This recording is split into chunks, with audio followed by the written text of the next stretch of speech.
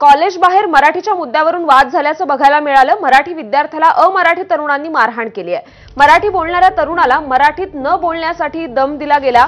मराठीत बोलतो म्हणून मराठी विद्यार्थ्यालाच हॉकी स्टिकने मारण्यात आले। सूरज पवार आणि फैजन नाईक या दोघांमध्ये मराठीवरून वाद पेटला होता। फैजन नाईकसह 3 साथीदारांवर आता गुन्हा दाखल झालेला आहे।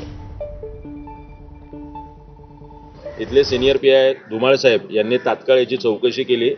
समोरच्याला योग्य ती समज आणि मराठी भाषेतला जो काही इशारा दम असतो तो पोलिसांनी दिलेला आहे। आम्हाला तेच सांगणे कुणाचंही शैक्षणिक आयुष्याचं नुकसान होऊ नये ही आमची प्राथमिकता आहे। तो 19-20 वर्षाचा जरी मुलगा असला, जो अमराठी मुलगा आहे, तो एकाच महाविद्यालयात एकाच क्लासरूममध्ये, पण ही घटना महाविद्यालयापर्यंत येते तर याचा विचार सरकार आणि यंत्रणांनी करणं गरजेचं आहे। आणि बातमी आहे क्रीडा विश्वातून। ऋषभ पंत हा इंग्लंड विरुद्धच्या मालिकेतून बाहेर पडलाय। काल 4थ्या कसोटीत त्याला जायबंदी झाली।